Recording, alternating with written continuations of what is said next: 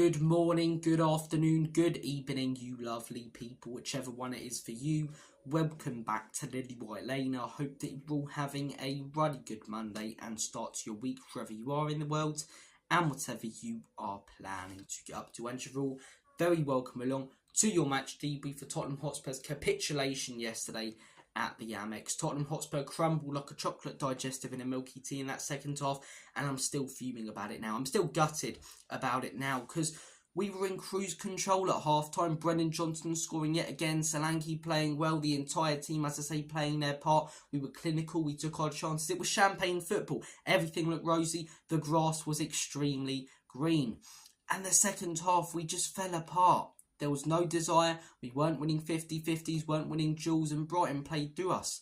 They cut through us like a hot knife through butter. It was so easy for them. And part of that is down to the players, in my opinion, and part of that is down to the manager. Of course, it's down to the players. So the same players were brilliant in the first half, and they took the foot off the gas pedal in the second. They made it easy for Brighton. And as I say, not winning the 50-50s, not winning the aerial duels, that's not on the manager. That's down to a lack of desire from the players. That's something they should be doing. That's not a tactical thing.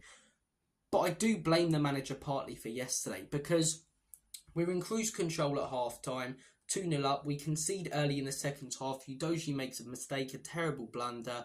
He's lacking confidence. Okay, why don't we make a change? Our midfield's just been cut through. Our left-back's just made a horrendous, mistake. We're 2-1 up. Let's bring on Jed Spence. Let's maybe bring on Bissouma and Pape Matar, shore up that midfield. But no changes from the manager. All good. We concede another one. Brighton equalise. Again, the midfield cut through. Spurs played through easily. Still no changes from the manager. He can see that the team are falling apart in front of his own eyes, and he's doing nothing about it. A complete lack of game management. And once they scored the second, you knew the third was coming if we didn't make substitutions. Still no substitutions. Udogie all over the place, losing his head, as I say.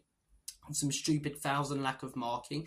He's not being brought off. The midfield being cut through, as I say. Why are we not making changes there? Then we concede a third, and he still doesn't make changes until there's 15 minutes remaining in the game. We're 3-2 down, and Brighton are comfortable. Why? Why did he not make changes at 2-1, at 2-2, or straight after we conceded the third goal to give us more of a chance to get something out of that game or to win that game, which we should have? Yes, the players should be winning their duels. Yes, they should be stepping up like they did in the first half. And yes, it is on the players, but it's also on the manager because the players are playing so poorly and he's watching it and doing nothing about it until it's too late. And Mikey Moore coming on in the 85th minute is taking the piss. You're consistently starting Timo Werner because you want to back him. There's building a player's confidence, but then there's playing a player who simply isn't good enough and is constantly costing us. Is he the sole reason we lost yesterday? No, but every fan, I think, every Spurs fan will tell you that Mikey Moore's got a lot of potential and they'd probably rather see him start over Timo Werner. He doesn't start. Okay, 2-0 up at half-time. Why don't we bring him on? We concede early in the second half. Passes ain't great. Werner's lacking confidence again. Sub him off and bring on Mikey Moore. To give him 5 minutes at the end of the game. You started him on Thursday. You looked fantastic, Didn't necessarily do anything outrageous, but he did the basics so much better than Timo Werner. For example, when he was on that right-hand side, as I say, he made a good run against Ferencváros. He gets the ball, plays a perfect pass, funny enough, to Werner, who scuffs his shot as he tries to take it around the keeper. Yesterday, early on, Werner makes a good run, gets spotted, tries to play a ball into Johnson, and it's not a good enough ball. It's not to Johnson. If that ball's perfect, which it probably would have been from Mikey Moore or many other wingers in the Premier League and at Spurs, we're 1-0 up in 30 seconds, To bring on Mikey Moore, though, who a lot of fans are calling for, as I say, wanting, to get a start with 5 minutes remaining when we're 3-2 down, it's a joke. And bringing on Sarr and Bissouma to shore up the midfield when we're 3-2 down is even more of a joke. Those are the subs you should have made at 2-1. Shore up the midfield, make us more compact, as I say, hold on to this lead for a little while, and then go gun-ho again and finish off the game. But there's a complete lack of game management again. I don't want to criticise the system too much because it wasn't the high line that cost us yesterday or the inverted fullbacks in my opinion. But as I say, just a bit of game management for me from Ange Postecoglou. Bring on a couple of more defensive midfielders when we've got our backs up against the wall but when we've still got a lead, Just make substitutions earlier than he did. He's got to. He's got to. And look, I'll read out his comments post-match, because fair enough, he takes responsibility, but that doesn't mean it's all good. If I go and punch someone in the face and go, oh, you know, I take responsibility for that, it doesn't mean I won't be arrested. So these were his comments after. What we did in that second half was unacceptable, and we got what we deserved. I agree. Maybe we thought we just roll out there and play well again, and that's not how it works, and we paid for it. I can't speak today. It's a bad day for us, and when it's a bad day, the responsibility falls at my feet. Fair enough. A lot of what he said there I agree with, but he's saying how bad the performance was. He's saying how the players maybe just expected to go out there, as I say, and come out and easily get all 3 points. But when you can see that we're falling apart, when you can see that it's turning into a bad day, why are you not trying to turn it into a good one again by making a slight tactical change or tweak or bringing on a substitute, you know? He's basically saying now how bad the second half was. And yes, he's taking responsibility for it. But he's saying how bad the second half was when he stood there and did nothing about it until we were 3-2 down in the 75th minute. It's frustrating. It's really, really frustrating. And look, you can microanalyse Ange's comments because he constantly contradicts himself. I mean, we can talk about as long as we entertain the fans before the game. What's wrong with entertaining the fans and winning? Oh, you can't have it all. Well, maybe we should if fans are paying the highest ticket prices. But that's a conversation for another day. But, I mean, fair enough, he's taken responsibility. But a huge part of why we lost yesterday is on him. A huge part of why we lost is on him. And a lot of these players are his players. So, look, Ange Postecoglou takes a lot of the blame yesterday, but so do the players. So do the players. They fell apart. The 50-50s and duels that they weren't winning, that's not on Ange. That's on those players. That's a lack of desire. And Spurs players have been doing that the entire tenure under Enoch and Levy. When the pressure's put on players, no matter what season, no matter what, you know, new kit they're wearing at this football club, they capitulate and grumble. This football club is a mentality issue. Can't deal with pressure being put on them in games. Big game yesterday. Chance to really build consistency, really turn this good run of form into more and more points, 6 wins in a row, and we can't do it. We can't go that extra step, and that's what separates us from the top sides, in my opinion. That's why I said the summer window weren't good enough, because we didn't sign top quality players to get us to win these type of games and come away with 3 points, you know. If that's Arsenal, Manchester City, Liverpool, they probably go on to win it 2 or 3-0, you know. Or if they concede that goal at the beginning of the second half, because even their players make mistakes occasionally. Do you know what Pep Guardiola does? He steps up, as I say, he can see something's not going well, and he makes a substitution. Arteta drops the team back a little bit. Maybe they park the bus. Everyone criticises them for being boring on Twitter, but they win the game. Arne Slot will do the same. Tottenham's manager won't, and Tottenham Hotspur won't. And why? That's what separates us from the top sides. The lack of quality in the team, but also, as I say, the lack of tactical changes in game management in key moments in big games from this manager. I'm not going to say Ange out, because again, I don't want to see the same cycle repeat itself. I was very close to saying Ange out after the Arsenal game, but we went on a good run. We got the 3-0 win against Man United. We can talk about how bad Man U were, but I gave him a lot of credit because he got it absolutely bang on. I'm not Ange out, but I'm going to criticise him a lot for yesterday because he didn't get it bang on like he did against Man United in a lot of the last few games. He mucked up. His game management wasn't there at all yesterday. It was non-existent. The substitutions weren't there when they should have been. But for some reason, when you criticise this manager, you're toxic. You should go and support Arsenal, you know. I haven't seen this with any Spurs manager before. It feels like some are more fussed about Ange Postecoglou being successful than they are the actual team. You know, I haven't seen this with any manager. Pochettino, Jose Mourinho, Conte, all of whom I got behind and back. This is probably the manager I've been least behind at Spurs since I started really supporting the club and understanding football when I was younger. So why is it when we lose a game, we can't give him criticism, but when we win, we give him all the praise that he deserves? I praised him because he got it bang on against Man United.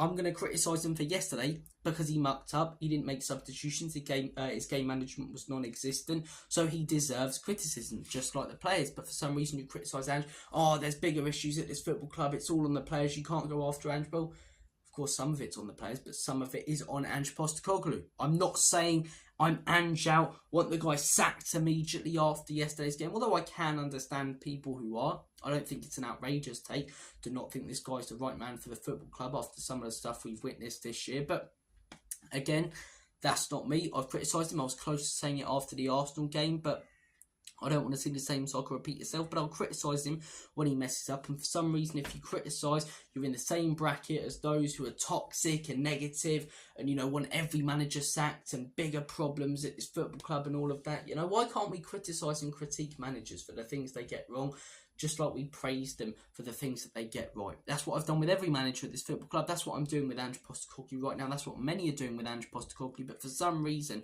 the majority of Spurs fans will shut you down immediately if you criticise this manager. Why? He got things wrong. I'm going to call him out for it. That's why I run a YouTube channel. Of course, I'm going to be slightly biased because I'm a Spurs fan, but I try and look at things more objectively.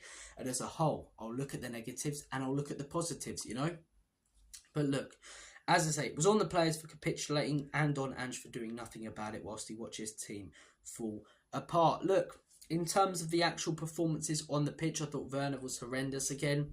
I really do. I thought Van der Ven, that was probably his worst game since the Newcastle 4-0. It very, very, very rarely happens where Van der Ven has a bad game. And it wasn't even a horrific game. Romero, this is a player I wanted to talk about a bit because I've been a big backer of Romero. I think he's a top quality centre-back. This season, there's just something about him. Obviously, there was a lot of talk in the summer about a Real Madrid offer potentially next summer. Has he got his eyes on that? Has he got his eyes more on Argentina heading into the international break? He's cost us a fair few goals this season or played a part in them. You can blame Vicario for the Arsenal goal, but it's also on Romero, in my opinion. The Leicester goal, Jamie Vardy scores on a first day. Romero completely loses his man a few times yesterday. Romero completely loses his man. His awareness, these last few games and these last few weeks so far this season has been horrendous. It really, really has been. And when he doesn't have the pace, Romero, that's a huge part of his game. Getting in the right positions to put in those aggressive challenges. And when he's got the ball, almost acting like a playmaker. But as I say, not that he's lacking, the aggressiveness and that, but he's lacking the real positional awareness this season. And he's costing us a lot of goals due to it. A lot of goals due to it. A lot of what happened yesterday defensively is on Romero for what he did. He fell apart. And he has done a few times this season. Van der Ven, I'm not going to criticise him much or go into talking about him because I don't believe there's a point really. He's had 2 bad games at Spurs when he's played over a season, probably 50 plus overall. So, well, actually probably not because he had that injury, but 30, 40 plus, something like that. But it's starting to become a worry with Romero. Is he starting to become a liability? Do you potentially look at playing Dragazin? But then Dragazin got sent off against Karabakh. We need better options all across the pitch because if certain players don't start performing well, who's going to come in and replace them? Who's actually going to not necessarily step up but do just as good of a job? Dragazin might, but that's the same with a lot of positions on the pitch. But yeah, I thought Johnson was good, to be fair. I thought Johnson had a decent game. Solanke, first half, fantastic. Second half, what I will say, he wasn't dropping deep as much in the second half, so he didn't try to get himself as involved in the game as he did in the first, so he does deserve some criticism. But whilst he was dropping deep, getting himself involved in the first, obviously plays a huge part in both goals. He was also getting into good positions, dragging defenders forward, and he was getting the ball played to him a lot in that striker position. He had no service in that second half, so maybe he could have gotten the ball a little bit more if he dropped deep like he did in the first, but also he should have got a lot more service with some of the runs that he was making. But Johnson I thought was good, as I say. Kulusevski and Maddison, like a lot of players, brilliant in the first half, poor in the second. Not horrendous, but very, very poor. Worst performance yesterday was Destiny Udogie. And apart from the Brentford game and the Man United game, which he got subbed off obviously at half-time, I don't think he's been fantastic this season at all. I really don't. He looks rigid. He looks slow. Obviously, he does the defensive, as I say, part a lot better in theory than Porro. But then yesterday, could argue he cost us all 3 goals. I'm not going to blame all 3 on him, but there's definitely 2 that are his fault. Not being strong enough in the tackle for the header. And obviously the first goal's a horrendous blunder from him. Out of position. It's not just the goals either and mistakes. Out of position when he got the ball, as I say, when Werner actually did a couple of good things, tried to link up with him. He'd get the ball down that left-hand side and he just looked like he didn't have the confidence to beat his man You know, at the start of last season, he had the strength and the pace. Either he doesn't have the pace anymore, he doesn't trust himself or back himself, it's a lack of confidence, or he doesn't use it or something. Because I'm not seeing that pace, those bursting runs from Udogie forward like I am from Porro. Again, Porro's a lot more suspect defensively in theory, but yesterday Udogie's getting the defensive stuff wrong. So when he's not doing well defensively and he's struggling up top, what does he actually bring to the team? And do you consider bringing in Jed Spence if he keeps performing like this? Because I would.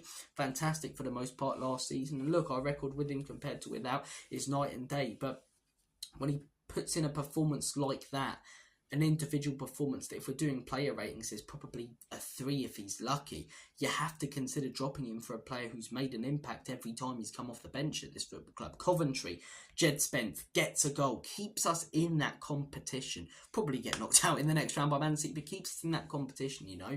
He's making impact when he's coming off the bench, and maybe you look at bringing him in to the team, in my opinion. But as I say, yeah, I thought the first half was very good. Controlled the game. We were clinical. We took our chances. Second half, though, we fell apart. The pressure on this football club, no matter who the manager is, no matter what players we have, we always crumble. It's a mentality issue that comes from the top and has done over the last 20 years. Hence the fact we've won 2 trophies under Enoch and Levy. Obviously, yesterday the mentality was a big issue.